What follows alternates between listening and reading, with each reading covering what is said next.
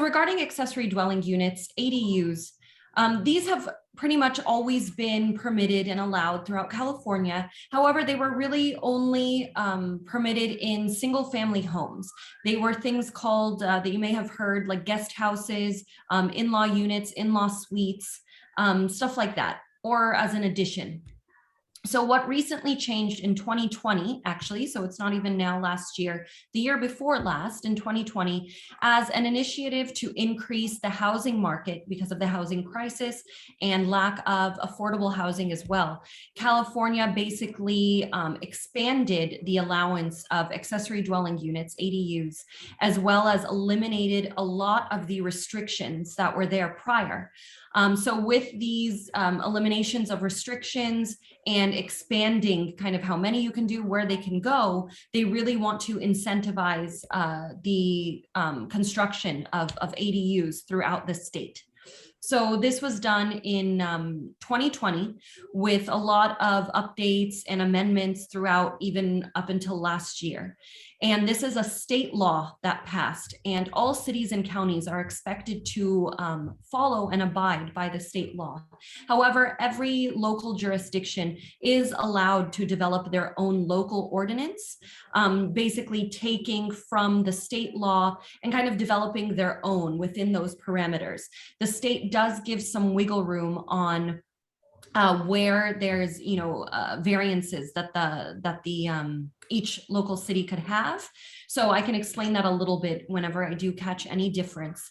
However, again, they're all expected to follow the main rules of the state. So what is an ADU, especially a multifamily ADU? So I know what I've been saying, multifamily ADU, we do specialize in the multifamily ADUs as well as single family. So I'll get into the differences there. So an ADU, in case you're not familiar, it stands for accessory dwelling unit, and it is basically a new dwelling space that has its own independent living facilities. As you see in the rendering on the right, it has a bathroom and a kitchen, as well as those common areas. It could be as small as a studio, to as many cities don't cap how many bedrooms you can have. However, there is a cap on the square footage, which we'll also get into. On how small and how large your ADUs can be. But basically, it's an accessory to your primary structure or your house or your building. So the types of ADUs basically fall under two definitions, attached and detached. So one of the new things with the law that changed was, instead of ADUs only being permitted in single family homes, the state actually started allowing it in multifamily properties. So this is what's kind of brand new and people are really interested in, because now properties such as duplexes, triplexes, fourplexes, even a building with 100 units, you're now permitted to increase your unit count via ADUs. So the definitions of attached and detached, they vary slightly between multifamily and single family. Basically, the attached, as it sounds, can be either part of your primary structure, or it can be a conversion, or it can be new construction. With multifamily properties, the term attached only refers to internal conversions. So as David briefly mentioned, this means something that you can convert that's already existing, uninhabited space, like tuck under parking, attached garages, storage rooms, rec rooms, basements, attics. So if you picture a multifamily property, the ones we work with a lot, because they also need seismic retrofitting, have tuck under parking. They're also called dingbat style buildings. They're the ones that the parking pulls in on the ground floor, and there's living space. There's units directly above them, and you can see them. They're usually being carried by existing pole columns. And of course, that's why they have to be seismically retrofitted as well for earthquake safety. But you can actually convert that space, that parking area, into a unit. So you can basically close it up structurally, put walls, windows, and so forth, and create a new unit out of that. So for multifamily properties, again, attached is only referring to these internal conversions. It has to already be existing, part of the footprint that you can convert. For single family homes, attached has one more definition. It can also be an internal conversion. If you have an attached garage, attached storage area, or something like that, you can convert it, make it an attached. Or single family homes can build new construction and attach it to the house structurally. So you can attach it to the existing structure, almost like an addition. So that's something that single family homes can do that multifamily cannot. Both single family and multifamily can also do the category of detached ADUs. Detached ADUs can either be conversions of a detached structure, such as a garage, a carport, or a storage room. So you can either just convert it as is using its footprint and make it into an ADU. Or it can be brand new construction. If you have a large lot or yard, you can build a new ADU, ground up construction, and place it there, space permitting, of course. And so both single family and multifamily are allowed to have these two types. The types of multifamily ADU conversions, as you can see here, this is an example of that dingbat style building with the tuck under parking, existing pipe columns. So this building would need to be seismically retrofitted for earthquake force, of course. And you can also at the same time convert that space, close it up into an additional unit. So this would be an example of an internal conversion attached, aka attached, for multifamily. And I believe the next slide, yeah, here's some more examples. This can be for single family. The top photo shows in blue new construction that's attached to the existing home. So that's also attached. And then on the bottom is an example for detached, and this can work for both single family homes and multifamily. It's a standalone structure, it's a detached garage. You can either convert it as is, or if your city allows it, you can build on top of it, you can build next to it. But height allowance, if your city does have that, you can often build on top of your garage if you do not want to eliminate any parking. As a side note, that happens to be my garage. Yes, yes, it does. So here's an example actually of a project, one of our projects. This is the same building on the left and right. It's a multifamily property with tuck under parking, as you can see on the front, the street side, and in the back at the alley. On the left is the, I believe it's the front of the building. I think it's the front yes. tuck under parking. And on the right is the alley side of the rear tuck under parking. And also keep note of on the right side, the middle grassy area, that courtyard, because that's going to be a key feature in our next slide of what we were able to do here when the owners approached us for I believe retrofitting and ADUs.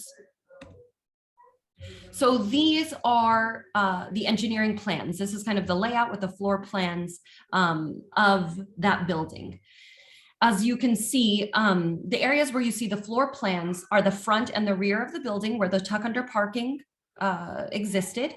And in the center where you now see, I wonder if you can see my cursor, these are new spots that we were able to, since we were eliminating them from the tuck under garages or parking, we were able to relocate most of the spots and move it to that center courtyard area. And here you have about 5 legal spots. And in real life, there may be actually more room for cars, but on record, we have to show a certain size. So at least on record, we were able to move 5 legal spots, relocate them in the middle, and turn, turn these tuck under areas into 2-bedroom, 2-bath units on each side. So as you can see here, I'll go back. Again, these are what we have designed to convert these 2 parking areas. And we converted them into 2-bedroom, 2-bath units. Here's another property. This one we are designing at the moment. This has, so this is kind of a bird's eye view. The we're looking at the, where the arrow is pointing to is the existing rear detached carport. And as you can see, it's pretty dilapidated. It's in very bad shape. So that carport is actually going to be demolished because there's no way as is it can even sustain anything above it. And the buildings in the middle and front are basically the multifamily property. It's just divided into kind of individual detached bungalows, as well as a larger building in the back. So we're going to be demoing the existing carport, rebuilding parking area in the back, and we are designing 2 ADUs on top of the new structure, which this is going to be the new layout. So on the left shows that we are able to preserve the parking spots as so. The new stairway will be on the center. And on the right are the new 2 new ADUs that we are designing. They're about 530 square feet each. And the owner requested 1 bedroom, 1.5 bath for each of them.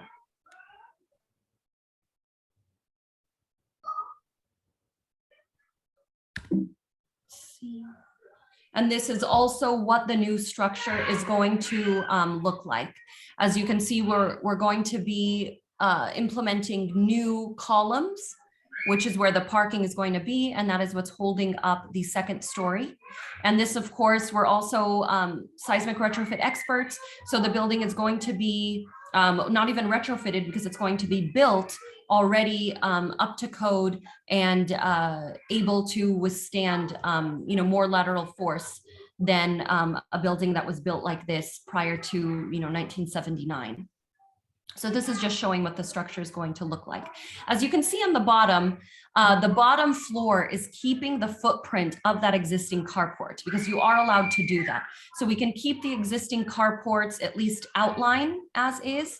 And when building on top, we must conform to certain setbacks. So that's why there's a few feet out from where the new construction starts. So one of the biggest questions that we get is, so how many units can I add?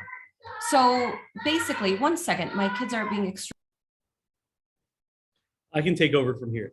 So what Helen was trying to say, what she was explaining here, is that you can add up to 25% of the unit count. And I think we lost our, let's go back. Sorry, I'm back.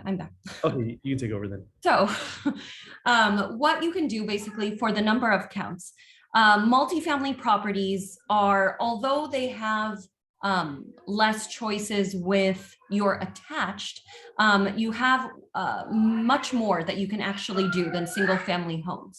So for multifamily, the rule is at least 1 unit, and up to 25% of your current number of units can be converted under that attached definition, which are the internal conversions. I know the example on the left is showing detached, but what you can do, so let's say you have an 8-unit building with tuck under parking, you can technically convert the tuck under space into 2 attached units.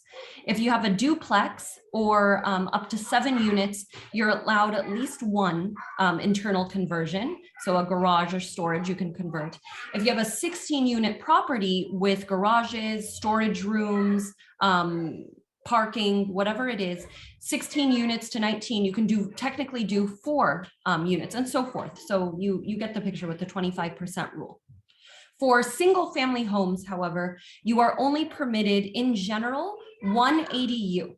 And that's regardless whether it's attached, new construction, detached, conversions, it doesn't matter. You're permitted 1 ADU for single family homes. There is a way to get a second ADU, which is called a junior ADU, and we get asked this a lot. However, the junior ADU has more rules and restrictions applied to it. The biggest one is owner occupancy. So if you just have single family homes as rental income and you don't live in it, you can only do 1 ADU. You cannot do the junior ADU. So the junior ADU, the owner has to live either in the house or the junior ADU. The junior ADU is also limited to 500 square feet maximum, and it also can only be part of the house itself. It can't be new construction. It can't be detached. It can only be an internal conversion, maximum 500 square feet, and the owner has to live in it or live in the house. Under the detached rule, for multifamily properties, if your city permits, You are also allowed to do up to 2 detached ADUs. This is in addition to that 25% rule. So let's say you have an 8-unit building with tuck under parking. You can technically convert the tuck under area into 2 units. And if you're in LA or in other cities that allow it, you can also do, if you have a yard, up to 2 detached. So you can go from 8 units to 12 through ADUs, of course, space permitting. And this is even more so if you have a 50-unit building and so forth, and your city allows both configurations. There are some cities that do not allow both, and they make you choose between attached or detached. I believe Glendale is one of them. You can only do one configuration. Santa Clarita is one of them. Long Beach is one of them. So there are a few cities right now who are kind of trying to take back as much control as they can and limit the production of ADUs. But in LA, at least, you can do as many. They've been more lenient with their allowances. And also another thing, if your city allows it with the height restrictions, LA does allow you can build your ADU, just as the rendering on the right shows, on top of an existing carport. So that way, if you want to preserve parking or you need to, and there's no place to relocate it, we can put units, up to 2 units on top of the carport. Some cities, though, restrict it to 1 story. Glendale is one of them, 1 story only. They will not allow you to do this. And other cities, it really depends, but we would let you know what your city says. For single family homes, you can still only do 1 ADU, whether it's attached or detached. You have to pick one no matter what. However, with single family homes, typically the height allowance is much more. They usually defer to the zoning that your single family home is in. And the average we've seen is 30 to 35 feet height limit, which, sky's the limit at that point. It's much, much easier to build on top. You can even build on top of your house even if your city allows it, but they're usually more flexible with single family home construction of building on top. So to recap your general rules and to also go into your sizing, you can create up to 25% of your current number of units as attached, plus the additional 2 detached if your city allows, and this is for multifamily homes. For single family homes, you can still only do 1, whether it's attached or detached, as well as that junior ADU. The unit size requirements. Most cities have a minimum of 150 square feet.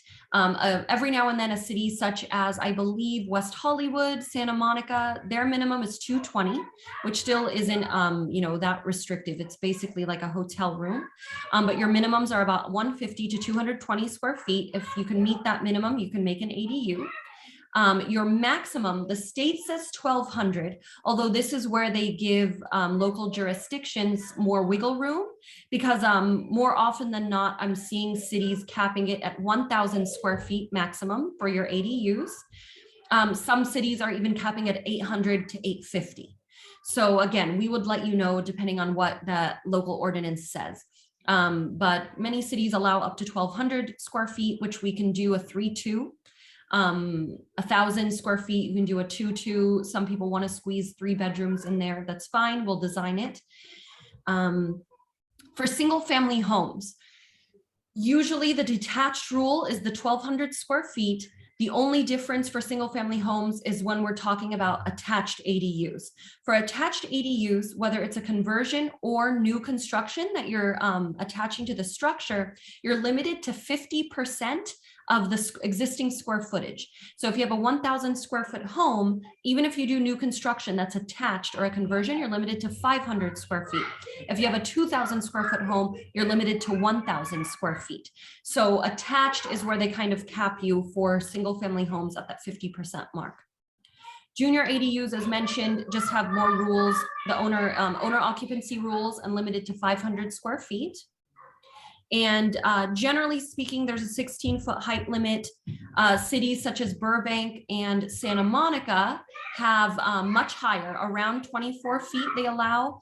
Everywhere else says 16 feet. So it really depends on their interpretation if they cap it at 1 story for 16 feet or let you do different engineering designs to allow for 2 stories under the 16 feet. So I'll briefly get into seismic retrofitting. because they do go hand in hand with the ADUs, but that covers kind of the main rules for the ADUs.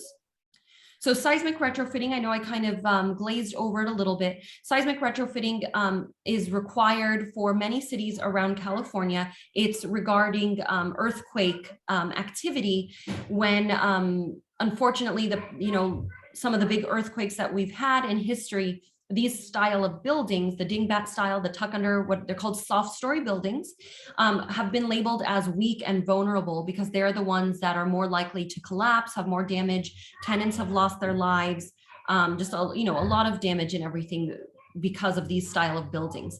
So San Francisco was basically the pioneer, San Francisco, Berkeley, and other areas in Alameda, requiring the seismic retrofitting of these style of buildings to strengthen them structurally on the exterior to withstand more lateral force from an earthquake. So this is an example of, this was a building that we did in Westwood. We're putting up this red frame here is a moment frame, these steel beams. We have affixed this moment frame into the existing framing and exterior of the building. And we also create a new foundation down below. And this is what is meant to basically absorb more of the lateral impact from an earthquake when the building is moving. And so what you can do actually, and how it ties in to the accessory dwelling units, is that instead of only doing the seismic retrofitting, which it costs a lot of money, of course, though, you are making your building safer. I believe it does make your building go up in value too. You're protecting your tenants, their lives, and as well as your entire asset. What you can now do, because as you see, this is a dingbat building, it's soft story, has tuck under parking. You can actually seismically retrofit and add ADUs at the same time. So if you wanted to incorporate what you're spending into an investment, we can put the retrofitting elements within the structure of the ADU when we enclose this area. It can either still be steel beams, or we can use what's called shear walls, which will be part of the new structure of the ADU. So this is just showing here in red, those are the steel beams, but as you can kind of see through the transparency, it's been converted into units. This is just showing some average costs, starts around $300 a square foot to do the retrofitting and ADU combined, a little higher depending on the condition of the building. But as David mentioned, we have enough to cover all of your engineering, architectural design, all of the plans needed, as well as your full scope construction to get your building seismically retrofitted, meet all of your code, and now increase your monthly income through the value of not only the retrofitting, but the additional units at the same time. So we would still make sure that you meet all seismic retrofitting requirements with your city, and at the same time still add however many ADUs you're permitted to and that you want to add.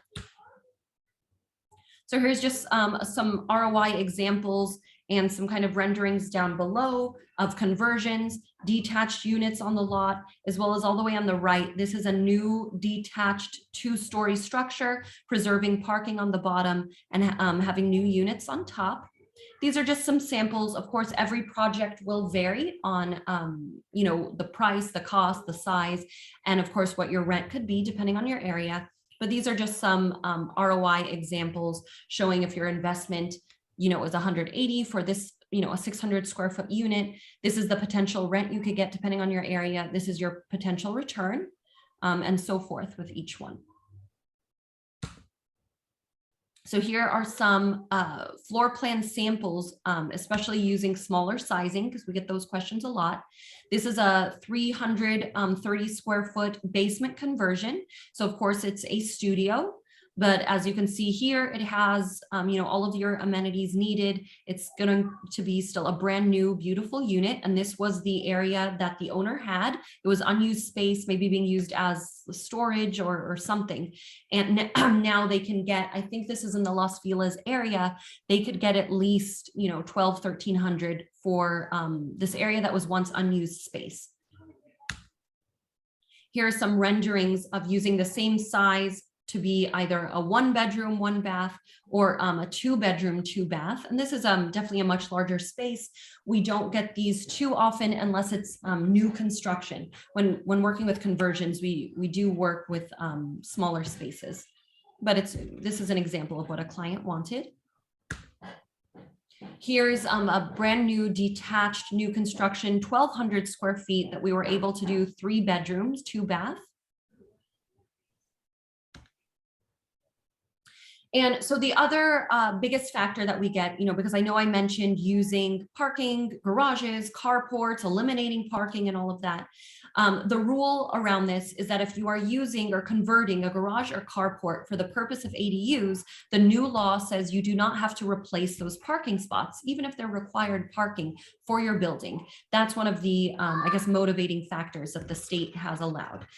And if your building or home is within a half mile of public transit, such as a bus stop, which honestly 99% of homes and buildings are, you do not have to add any parking. So basically 99% of the properties that we're working on or proposals we have done do not have to worry about adding or replacing any parking spots. Of course, as shown, if there is the ability to relocate parking or move it or add parking, or create parking like that 2-story structure, we will always go over those options. I'm a big believer of trying to, do it all, have parking and your ADUs. That way you can have value from every place. The other question comes for, okay, if I'm taking a tenant's parking, how can I just do that if it's in their lease? So what we've been gathering from the law, from the Department of Consumer Affairs, from the Housing and Rent Stabilization Board, is that the parking spots are not protected. And because the law allows, you to use these spots for the ADUs, the only thing that is protected are rent-controlled units rental amounts. So if you have a rent-controlled property, and I say do this for all properties, even if it's not rent-controlled, you must give your tenants at least, we've heard 30-day, we recommend 60-day notice, if not longer, 60-day notice of the change to their lease, which is that elimination of that amenity, parking, and you must give them a rent reduction. Otherwise, it looks like it appears or equates to raising their rent. So you have to give them a rent reduction as well as fair notice of removing those parking spots. And we've heard the range 50 to 200. We've heard the range 60 to 250, something like that. It really depends on 1, what the landlord and the tenant agree on. 2, how many parking spots is in their lease. 3, the density of the area and difficulty of finding replacement parking. Other factors too, if it were to reach the board and they have to make the decision for how much, they would also take into consideration how long the tenant has been there, what their current rental rate is, and all of those other areas described. And then something also that I don't think is mentioned here, another key point for adding ADUs, the question that we get is about taxes. ADUs do not trigger a full reassessment of your property. Your current tax rate, everything for your existing property stays, and what happens is that it becomes a blended assessment. The value of your construction is added on, and that's what you get taxed on, a percent or 1.1, something like that. Only the value of the construction. So Prop 13 still stays, and it does not affect your original amount that you've been paying. So I believe that covers it for all of the ADUs and the seismic retrofitting. And it's up to Candace and David if we want to answer, questions on that, or if we want to keep going and do more questions in the back, or at the end. Well, I appreciate that. Are there any questions at this point in time? That is such a great comprehensive presentation. I know there are people on the call that have been thinking about doing ADUs, or they're contemplating. Any questions here? Yeah, hi. Rebecca? Yeah, hi, Helen and David. Thank you. This presentation is great. I have a couple questions. We have a property in LA with an existing unpermitted granny unit. I think the easement is only like a foot from the adjacent property, but it is in the back 40% of the lot. It is a 1 bedroom. And so I'm wondering, maybe you want to just take this offline or I can email you the cost of drawing up plans for something like that in order to get it permitted and get a certificate of occupancy. So when I go onto the LA planning site, the list of drawings and what they want on the drawings, I mean, I can remember 20, 30 years ago, I would go with my dad down to the, local department with our hand drawings and get those submitted and have an inspector come out and get them approved. So I'm wondering about the cost and how detailed the drawings have to be for an existing ADU. And then my second question is, if it's an existing ADU and all we're doing is getting it permitted, there is no value of construction for triggering a new tax. So those are my two questions. I can answer those, Helen. So with respect to the first question, is your building a single family residence or a multifamily residence? Single family residence. Okay, yeah, we can permit previously unpermitted construction. That's no problem. We would just submit plans showing the unit as built. However, the building department will want to come out and do inspections to ensure that the plumbing system, for example, the electrical system and the foundation are all up to current code. So that will require opening some drywall, likely, to prove to the building inspector that your unit was in fact constructed according to both the building plans and current code. So you could reach out to Helen or reach out to our office online. They'll schedule you an appointment for us to get out to provide a cost estimate. Now, your second question was, I forgot. Whether or not, since it's not going to be Yes, constructed. I do remember now. construction- No, since it's no longer new construction, so since it isn't any additional construction, I think the permitting department will still require evaluation on the permits. And that'll be up to the building owner or the contractor to determine what the valuation of the permit is. That doesn't stop, however, the local taxing authority from assessing the value of the addition to your property. So I would always, maybe err on the side of caution, maybe contact the taxing authority anonymously without providing any details and ask them, run that by them. I think the assessor would probably be the best one to ask and get an answer from. Okay, and then just to throw a wrench in the works, another question real quick. I don't want to hold everybody up, but we are going to redo the kitchen in it. So do we go get a permit to redo the kitchen and then have them say, oh, you need to do the whole building? Or do we get the building permitted and then say, by the way, we want to update the kitchen? I think you get the building permitted, and then the kitchen remodel would probably be subsumed within that building permit for the ADU. So you wouldn't have to apply separately for a different permit for the kitchen remodeling. And how detailed do these plans have to be? The contractor can't draw up a simple plan? No, they really need to be drawn up by a draftsman. They need to show the plot plan. They need to show the position of the existing structure on the land as it lays currently. It needs to show framing details. It needs to show plumbing details. It's a lot more involved than you might think. No, I believe it. Okay, thank you so much. Yes, really. Ellen, I have a question.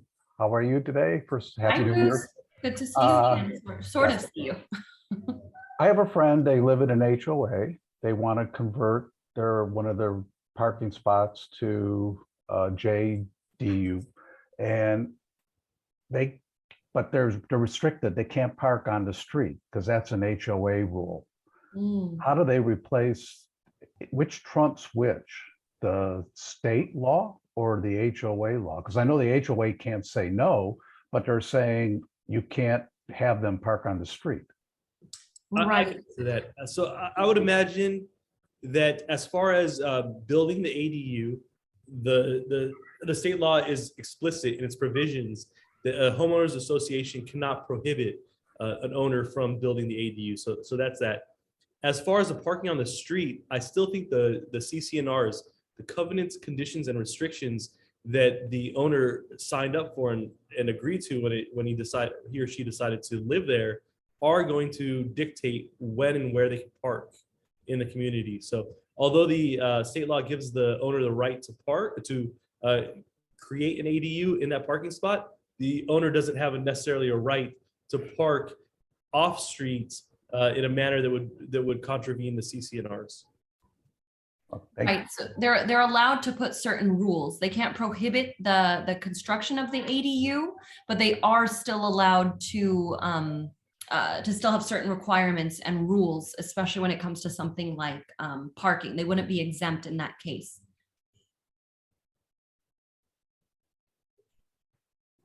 Thank you.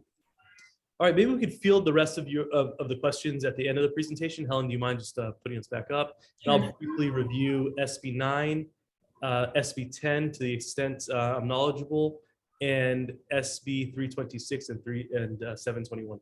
So SB 9 and SB 10 are essentially upzoning requirements, not requirements, but statutes and bills that were passed just this past September in the California State Legislature. They just became law January 1, 2022.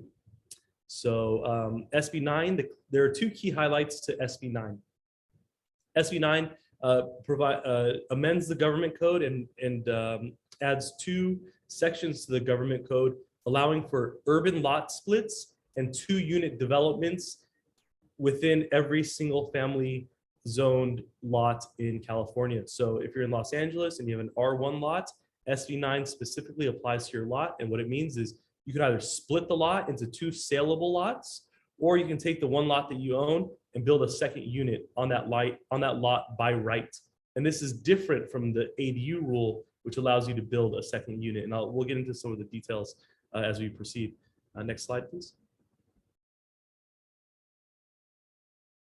With respect to a lot split, and I won't really go through all the details of the government code, you can now take your lot and split it into 2 saleable lots. I think the most important thing to remember when you're splitting a lot is that the lot must be at least 2,400 square feet, and each resulting split lot must be at least 1,200 square feet each.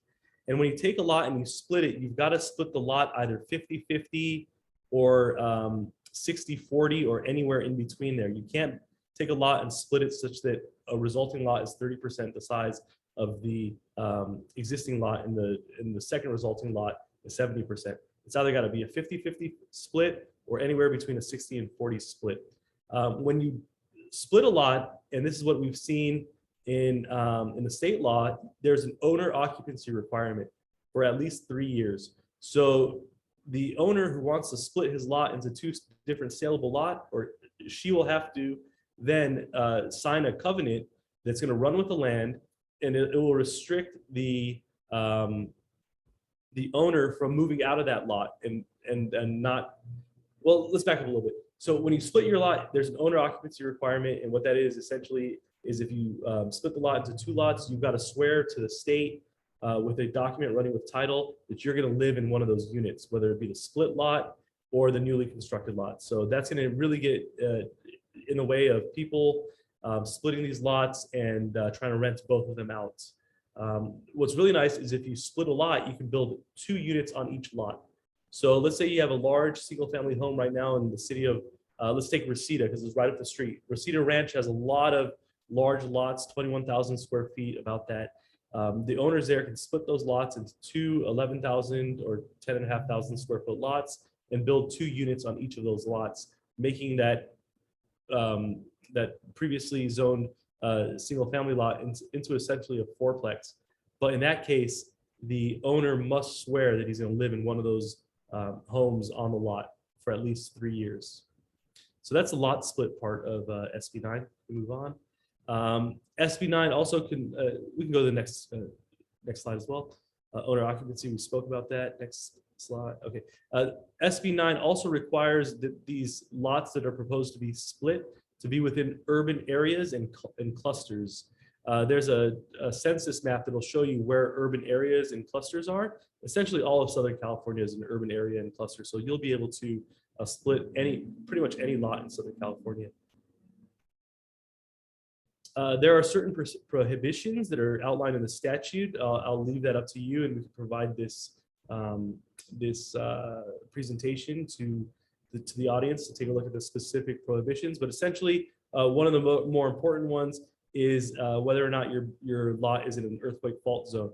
If it's in an earthquake fault zone, it's likely that you will not be able to split your lot. A lot of Southern California is.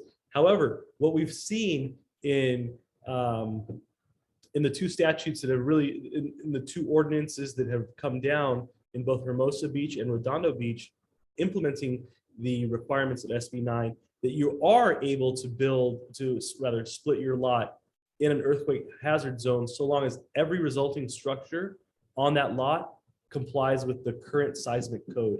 So let's say, for example, you have a lot in Hermosa Beach, you want to split it into two, fine, you can do that, but you have a building there that's been built in 1929. In order to split that lot and build a second lot, both the new building will have to be built to seismic code, the current seismic code, which is foregone conclusion, but also your building that was built in 1929 will also have to be upgraded to comply with the code. As far as parking, the SB 9 parking regulations, and you can move on, Helen, are mirror basically those of the ADU rule. You don't have to provide additional off-street parking so long as there is ample public transportation in the area. So, well, I want to talk a little bit more about SB 9 because we talked about the lot split aspect. I want to talk about the 2-unit development aspect of SB 9. And I don't know if there's a slide here to that effect. But the 2-unit development aspect of SB 9 is very, very interesting because rather than splitting your lots, what you can do is you can add a second unit under SB 9, and then a lot of jurisdictions will also allow you to add a 3rd unit on the lot under the ADU rules. So what you can have essentially is a lot that has that's currently zoned R1 that has a single family home, and you can add 2 additional units to make it a triplex. It's very interesting. It's brand new. I'm curious to see how other cities will implement it. But those cities that have implemented SB 9 thus far, such as Redondo Beach and Hermosa Beach, are also requiring a owner occupancy declaration as well if you're just adding a second unit under the SB 9 rule and not necessarily splitting the lot. So although you can add the second unit, you're gonna have to swear that you're gonna live there as well. But the beautiful thing about that is not only can you add the second unit under SB 9, you can now add an ADU as well and get a 3-unit build, a 3-unit property out of your existing single family home. So let's move on to SB 10.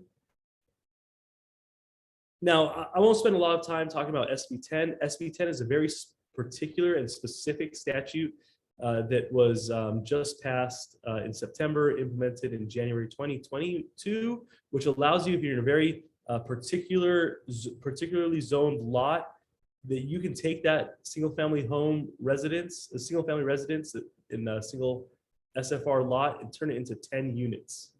It's amazing.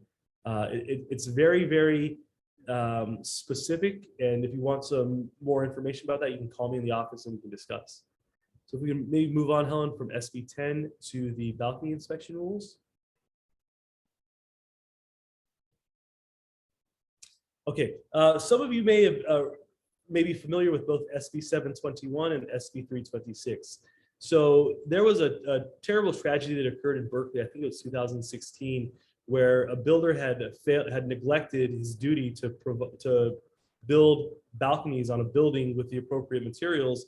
And one of those balconies on the 5th floor failed, and a bunch of students that were on that balcony at the time of failure fell to their death. It was a tragic incident, and it really prompted the state to take proactive measures to ensure that it never happens again. So out of that tragedy was born these 2 bills, SB 721 and SB 326, that are commonly known as the balcony bills. SB 721 relates specifically to multifamily buildings with 3 or more units, and SB 326 relates to condominiums and homeowners associations. Under SB 721, every 6 years rather, starting in January of 2025, every exterior elevated element and their associated waterproofing elements and their load-bearing elements must be inspected by either a licensed engineer, a licensed architect, a licensed framer holding a C5 framing license from the Contractor State License Board, or a licensed B general contractor has to inspect these exterior elevated elements and all of their load-bearing elements and associated waterproofing elements as well. Move on, Helen. The inspections, like I said, must be, the first set of inspections must be completed by 2025, and then every 6 years afterward. Next, please. If the inspection reveals a condition that's dangerous to the health and safety, that's imminently dangerous, like someone's going to die if they're out on this balcony and this balcony collapses, then the owner is required to make the repair within 45 days. If you fail to make the repair within 45 days, you could be fined anywhere between $100 to $500 every single day that you're a scofflaw. So it's very important that if you do have these inspections and these inspections reveal conditions that are dangerous to the health and safety of your tenants, that you go ahead and take care of it. Otherwise, you could be facing stiff fines, and if somebody dies, you could probably lose your building. If the inspection reveals unsafe conditions that are not an immediate threat to life and safety, you've got 120 days to make the repair. So be forewarned. I've seen several balconies. I've inspected several balconies that show signs of deterioration and decomposition on the outside. And when we've opened them up on the inside, it just gets even worse. So be prepared. If you have these inspections done and you know that there's been some deferred maintenance in your building, particularly with these exterior elevated elements, you could face significant expense in getting them fixed. And I'd like to back up a little bit and talk about what exterior elevated elements are. Exterior elevated elements are wood-framed cantilevered balconies. They are walkways, they're catwalks, they are landings, they are wood-framed stairwells. Anything that juts out from your building that's at least 6 feet tall, it's not within the footprint of the building itself, and it's exposed to the exterior elements like rain and water, all of that needs to be inspected. And if it's inspected and it shows that it's unsafe, it must be repaired. So that's SB 721. Moving on to SB 326. That's the corollary bill, and it relates to HOAs and condominiums. There's a little bit more of a leeway for condominiums. They're only required to inspect their exterior elevated elements every 9 years, beginning in 2026. And if a dangerous condition is found, there's no mandate that the owners fix it. It's just a rule requiring inspection, but there is no sort of mechanism to force the HOA or the owner to fix their property. However, if, for example, you own a unit in an HOA, and it's determined that your balcony is unsafe, and you're letting that unit to a tenant, and and you're on notice that the balcony is unsafe, and the tenant is on the balcony and the balcony fails, you better believe that you're going to be liable. So I think that's it. That's it. Just a brief explanation of SB 9, even briefer explanation of SB 10, and some discussion on the balcony bill. So with that, I guess I'll open it up to questions, or however you guys would like to proceed. Oh, that was amazing. Yes, Sophia, go ahead. I'm sorry. Yeah, you said in what case of an SFR you can build one unit and one ADU and not apply SB 9 to split it into 2 lots. Okay, so I think maybe may have misunderstood me. So in the case of a single family residence, under SB 9, you've got 2 options. The first option is the lot split option, where you can split the lot into 2 saleable lots. On each of those lots, you can build 2 units. However, you have to swear that you're going to live in one of those units. Yes. If you don't want to split the units, if you don't want to split the lot, you can still take advantage of SB 9 but the 2-unit development aspect of SB9. So you could build a second unit on that lot under SB9 and build a third unit under the ADU rules. Those jurisdictions that have thus far implemented an ordinance with respect to SB9 have also required an owner occupancy sort of requirement for the 2-unit development. However, the state law has a owner occupancy requirement for the lot split portion only, and not the 2-unit development portion. So it's going to be interesting to see if these cities back down and reverse that owner occupancy requirement for the 2-unit development aspect of SB9. Thank you. Question for you, David. So Yes. what does the state law trump local jurisdictions? I thought it did, but am I incorrect in thinking?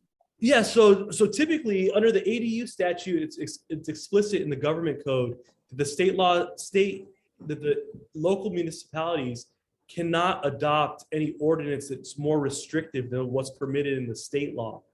So it's going to be really curious to see how these city attorneys are going to reconcile their additional requirements with the lack of requirement in the state law.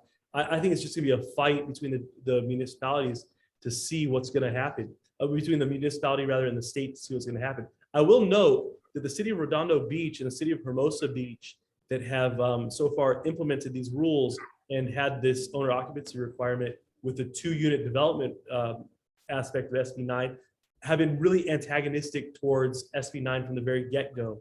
As a matter of fact, Redondo Beach, in the preamble to their statute or to their ordinance, specifically states like, hey, basically we hate SB9. We're being forced to do this, so we're going to do it as most restrictively as possible. I'm very hopeful that larger cities like the city of Los Angeles and the city of Long Beach, for example, even Palmdale, will be a little bit more not proactive, but liberal, a little bit more liberal and forward thinking, and allow for more development, and maybe not implement that same owner occupancy requirement for the 2-unit development part.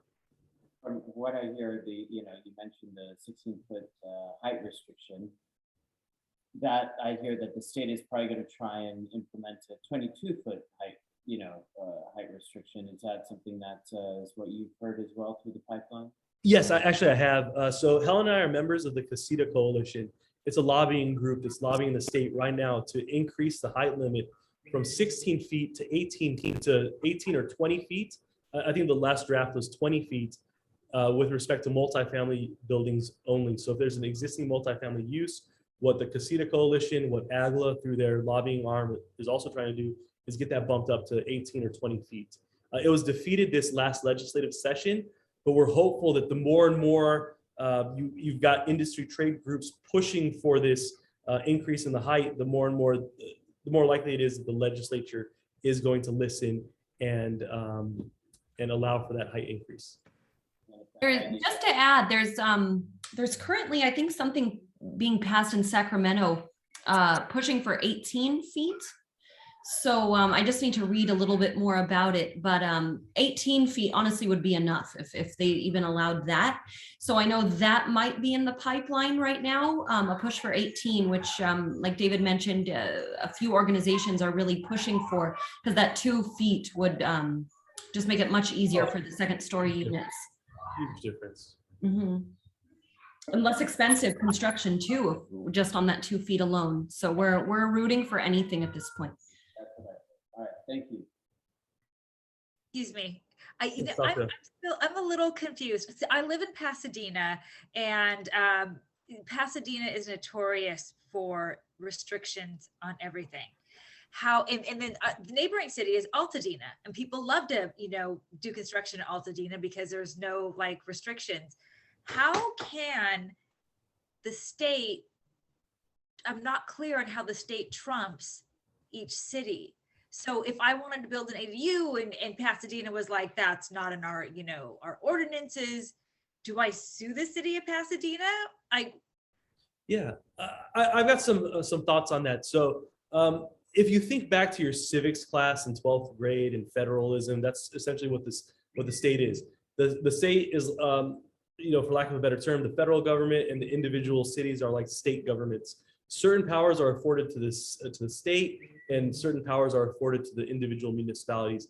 I think, we don't have the same sort of, I think it's the 10th Amendment to the Constitution that provides for more power to the state. Whatever wasn't reserved for the federal government comes down to the state. So the cities are very, very restrictive. They have to fall in line essentially with what the state says.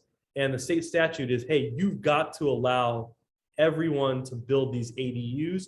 You can pass your own ordinance, but it can't be more restrictive. So if you come across a situation where you feel like the city is putting unfair boundaries on you, or is unfair restrictions that are not in compliance and don't comport with the state law, what you can do is take that up with your city attorney. You can take it up with your city council member and really advocate for yourself and lobby them to force the planning department, because the planning department, they're just regular people. They're not, they're not lawyers. They're not oftentimes architects. They're not city planners. They're just, well, maybe they are city planners.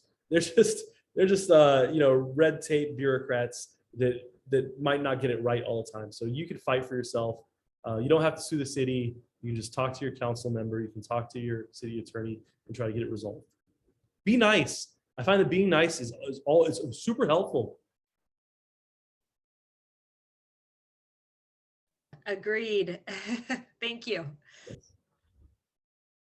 Any other questions, comments? Hey, David. Hey, Candace. It's Hattie. Happy New Year, everybody. Thank you, Hello. David and Helen, for the great information. So it sounds like municipalities are definitely making it easier to build ADUs. Are there any mistakes or pitfalls that you see that people can make? Yeah, I think choosing the wrong design, choosing the wrong contractor can really get you into trouble. So really anyone can get these plans passed to the city. You just have to be very wary about who you trust your time and your energy and your effort and your money with, because you could pay a designer to draw up plans for you, and then 6 or 7 months down the road, you've been put on the back burner, you still don't have plans. Or you can select a contractor that takes your money and delays your project, or maybe even runs. I mean, the California contractors are notorious for taking money and running. I mean, we're all governed by the Contractor State License Board, and it's a consumer protection division of the Department of Consumer Affairs. But contractors are notorious for being really bad. So I would suggest the biggest pitfall that I've seen people run into is picking the wrong designer and the wrong contractor. But other than that, if you pick the right person to do your work, you could get permits relatively quickly, and the construction is not terribly difficult or time consuming. Thank you. What's the typical timeline from start to finish that you're seeing? Yeah, I like to say that from start to finish, from the time that, with us at least, is if somebody engages us to prepare, or rather to build an ADU, from the time they sign the engagement agreement until the time they've got a set of keys in their hand to open a door to a finished unit, is about a year. You can expect the plans to be drawn up within 4 to 8 weeks and submitted. The plans to be approved within 4 to 6 months, and then the construction itself to take about 8 to 6 months, depending on the complexity. So figure about a year, maybe 14 months until you can see some rent. Thank you. Excellent information and presentation. Thank you. Certainly. David, are there any restrictions or, with regards to hillside properties? I presume there are. Yes, there are. In the SB9 rule, hillside jurisdiction, well, cities that have hillside ordinances, may restrict the lot split, and they may restrict the construction of a second unit. But under the ADU rule, you can build an ADU on a hillside lot, no problem. But then you're talking about caissons, you're talking about grade beam, you're talking about earthwork, you're talking about site work, you're talking about grading permits, Retaining walls. the whole 9 yards. I mean, that is just such an expensive process.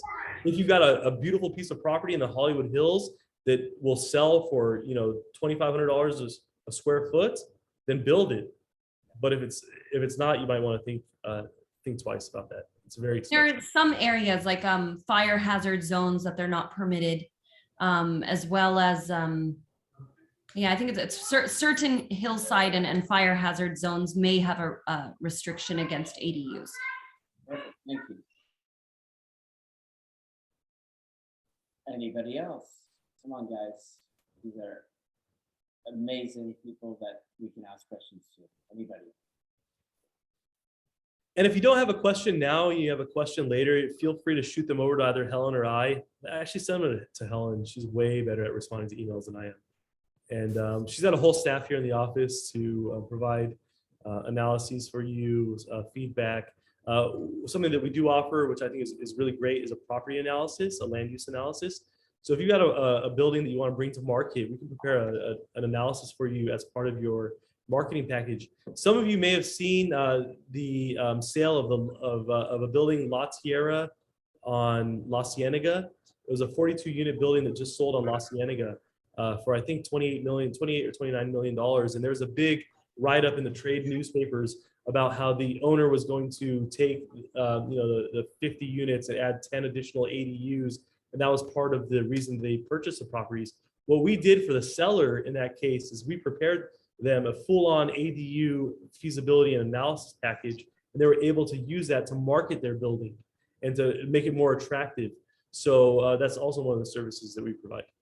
David, thank you for mentioning that. That's something that I wanted to bring up. So that's something that you are able to provide to us if we have property that could be fitting for. Yes. And do you guys charge for that, or what's the? Yeah, for the more in-depth one, that would be part of a marketing package. Yes, but as far as something that if you wanted to bid for your own building or for a client's building, we could prepare a bid that wouldn't be as detailed. That one was super detailed. Showed floor plans, showed elevations, and all that other good stuff. What we would do for a client that's looking for a bid is prepare a feasibility analysis along with a pro forma rent showing a return on investment and stuff like that. You guys go into real depth. That's amazing. Thank you. Yes. I have a question. Yes. So you talked about turning parking garages into ADU units, and depending on the rents and the density of the neighborhood, it could be allowed to be done or not, correct? No, regardless of the neighborhood density, you've got the right to do it. Mm-hmm. That the density, the parking and all of that only determines what your rent reduction or what the rent reduction that you give to the tenant has to be. Those are the consideration factors. However, law states you're absolutely permitted to convert garages and carports into ADUs without replacing the parking. So if you take the parking, those are just the factors that weigh in on what the reduction of rent is that you give to each tenant. Yes, and the rent reduction is only required in those jurisdictions where there's a rent control ordinance in place. So the city of Los Angeles has the rent stabilization ordinance, the RSO, for every building built before October of 1978. If you're taking a garage from a tenant in one of those buildings, you've got to provide them with a rent concession. But if you're outside of the rent control ordinance, then you don't have to provide the corresponding rent concession, unless it's something that's required by your lease. And I would consult with the landlord-tenant attorney on that. So would you know that if the tenants are below market rate, at below market rate rents, that even in that situation, the rents could be decreased? You would have to, yes. If it's rent controlled. Oh, you would have to. Yeah. Okay. Yeah, if it's rent controlled, you must. And I hate to put it like this, but maybe pick on those tenants that are paying under market rents. Take away their amenities. Maybe it might give them a nudge out. You might be able to kick them out of the building that way. We have the state rent control laws too that come into play as well. Yes, I don't recommend that at all, because they're not going to go if they're making, if their rents, they might put up a fight, but I don't like messing up families and people, so I wouldn't recommend that route, David. But it's up for negotiations. They can take it or leave it at that point. Their amenities are not protected. Their rent amount is if they're under rent control. So that's just what it comes down to. So they have to reduce the rent. Yes, if they're under rent control, you must. Otherwise, it equates to an increase in their rent. because you're reducing what they have and keeping the rent the same, which is not allowed under rent control. And it's $60 to $250. You said. That's the range that we've heard. The more time goes on, the less numbers that they give us, but that's what they have told us in the past. So it really just comes down to what you agree on with your tenant. And if they, if they're really putting up a fight, they aren't happy at all, and they take you to the rental board can then decide how much. And again, that's kind of the number that they've shared in the past. Yeah, and just to piggyback off of Helen's analysis. So what happens is, let's say, for example, you have a tenant, you want to take away his parking spot or her parking spot. You can start by negotiating with them. Say, I'll give you $50 a month off. And if you can't come to a resolution, the tenant, it's incumbent on the tenant to take you to the rent stabilization board and then provide sufficient evidence to prove to the rent stabilization board that this is what it'll cost to park off street, and this is what the rule, this is what the amount of adjustment should be. So the onus is on the tenant to make their case, to prove it up, not the landlord. And the Rent Stabilization Commission has published a circular that shows what sort of concessions you should give. And their concession range is between $67, I think, and $227, with a caveat that it'll depend on how impacted the street parking is in the neighborhood. Beautiful. Thank you so much. Yes. Well, we've really gone past our time. Again, I cannot thank both Helen and David of ADU1 and Retrofit1 for not only a comprehensive presentation, but I've heard a lot about ADUs in the past, but the way you guys really kind of dig into this and get into all facets of it, and also present the architectural plans, your scope of knowledge and everything that you shared is really, really exemplary. And I would say this personally to my client, as I would say to anybody on this call, if you're really trying to do this, or if you have to hire a company to do this, you would really be at the top of my list. I mean, I would feel foolish almost not to work with you because of just the breadth of information and the integrity and everything that you've put forth today. I mean, super, super impressive. And I'm sure everybody on this call could agree with me. Thank you so much. Yeah, thank you. It really was the tequila, though. I mean, it really helped. Thank you so much, Ken. It's much appreciated. We're very delighted and happy to have been guests today, guest speakers, share some knowledge, and hopefully help all of you and your clients with these opportunities that I feel not only help the state and housing, but then they also help the owner as well. It's a win-win situation, except for maybe the tenants who might be angry that they're losing parking. But other than that, it's a win-win for housing market and the landlord. I'm sorry to interject, but I do have a question that's going to actually see if Natalie's still on the phone. So one question: retrofits. There are a lot of mom and pop owners that have owned properties for many years that suddenly are now faced with a $250,000 retrofit bill for their income properties, and they can't afford it. What has been your experience, and Natalie as well, I'm tying into this, as far as financing? Is there an option for them to finance such retrofit if they don't have any other income other than what this the property is generating? Yeah, we can address that question in two parts. I'll let Helen handle the financing part, and I'll handle the value engineering part. You may be getting bids for $150,000 and $200,000 because your engineer wasn't qualified, or the person who designed your plans wanted to make a killing on the construction. If it's the case that you have $150,000 to $200,000 retrofit, it's very likely that you can reduce the scope and likely have the cost of your retrofit. As far as financing, Helen works with some lenders. Maybe you can explain a little bit more. So first, the process, because you have to start with plans, you have at least 6 months where most of your money isn't even due for the project. So they have, the money isn't due right away. We don't ask for the full sum or the full balance. So they have time to kind of try to finance the project. We do work with many lenders who can help with whatever type of financing, if it's a refi or something for their property that they qualify for, if that's helpful. We work with PACE programs, the property assessed clean energy, I think it stands for, PACE programs, that if their area qualifies, though we work, it's called Y Green, the specific one we work with, that funds the entire project, and they can pay it up to whatever terms they qualified for, but even back in 15 years, 30 years, and so forth, through their property taxes. So the amount of the project then gets split obviously into whatever those terms are, and they pay it through their property tax. The payment is done either once or twice a year whenever they pay their property tax. So that's a popular one that's being used, so they don't feel it much. Also in Los Angeles, there's something called a cost recovery program.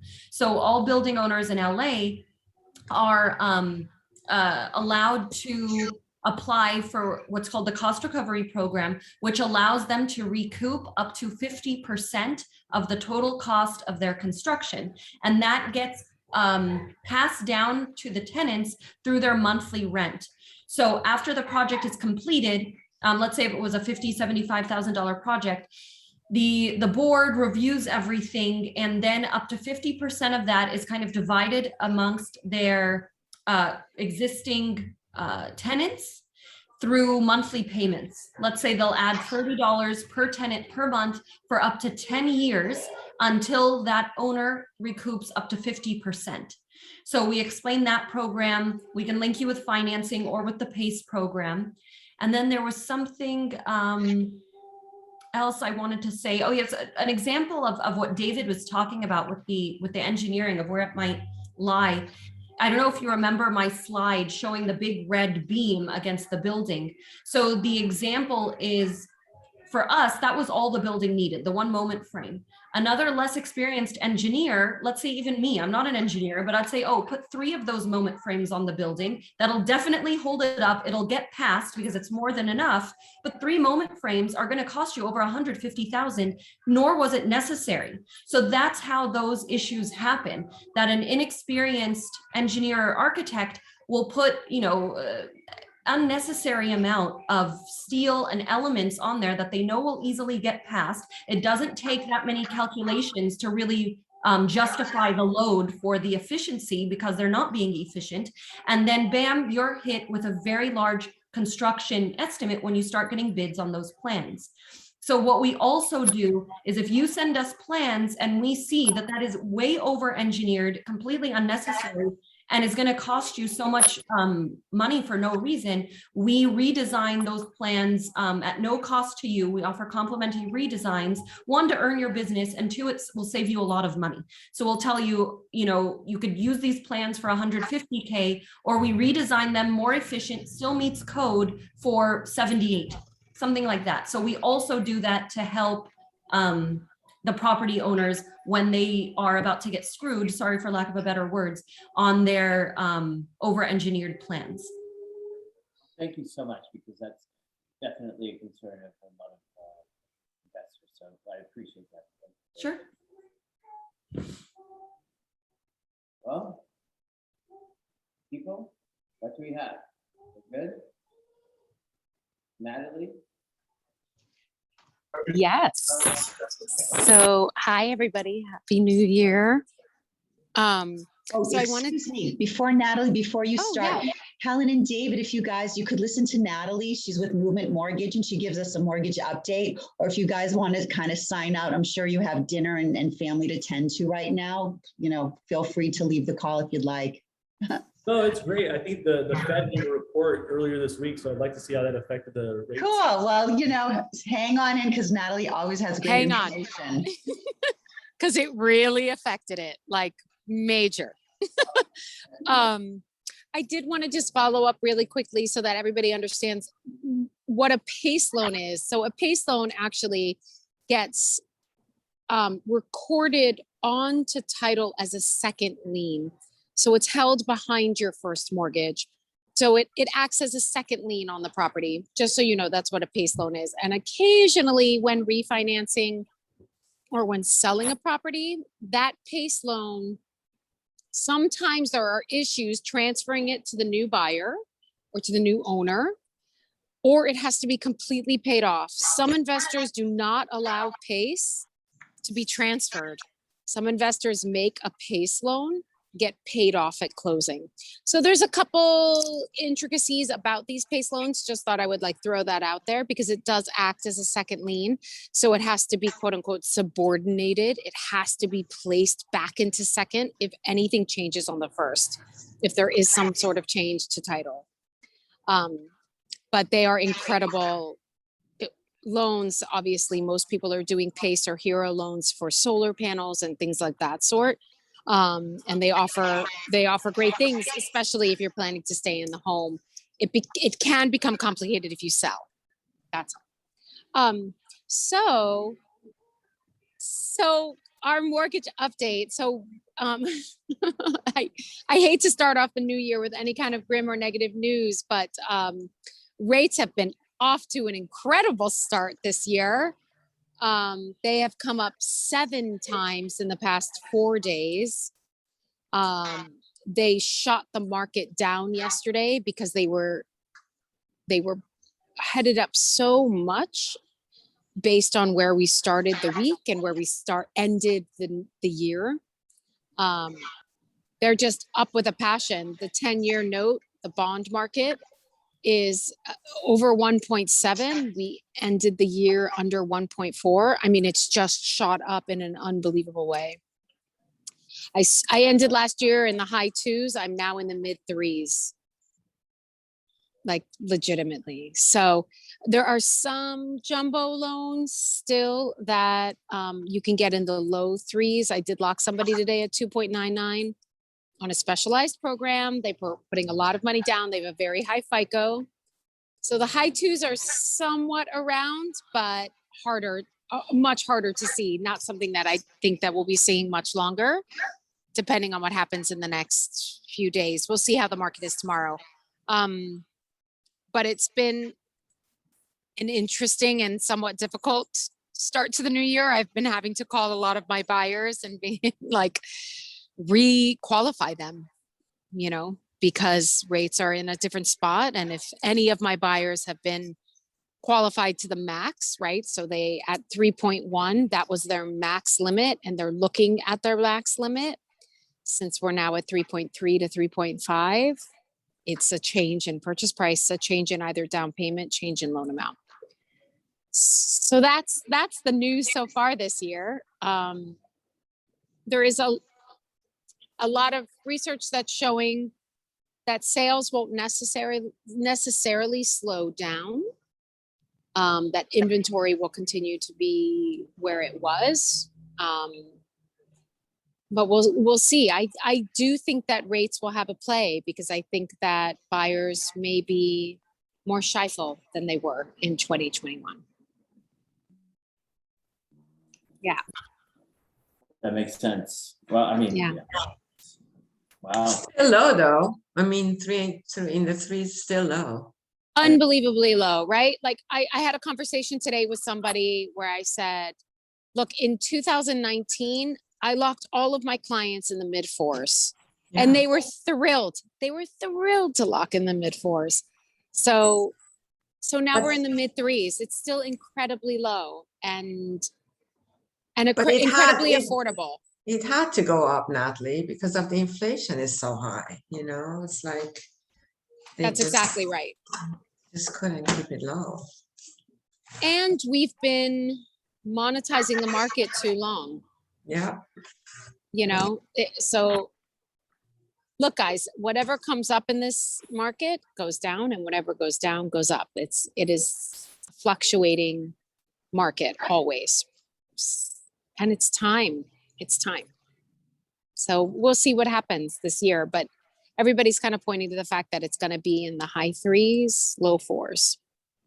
And that's kind of where we're heading. Again, still incredibly low, historically low, but definitely higher. And honestly, I think coming faster than I thought. Like I was expecting that in a few months, but it might be like next week. I don't know. I mean, based on this week, it could be faster than we thought. Exactly. That's what I thought too. It's going to be coming in a couple months, but not this quick. Not this quick. No. I mean, yeah. Wow. All right. Well, thank you for that. Wow. Okay. Shit. Excuse my language. No, I've been saying it all day for the past 4 days. Anyways. Yeah. So, Mm. yeah. But great programs. Movement Mortgage now has in-house bank statement only, in-house asset depletion, so that I don't have to broker it out. We do it all in-house. The rates are excellent. So I'm much more involved and in control of the file. So some good programs happening. Yes. A huge plus for a lot of buyers to have somebody that's on top of things. So anybody that's looking for a lender, go to Nat. She's amazing. Thanks, Henry.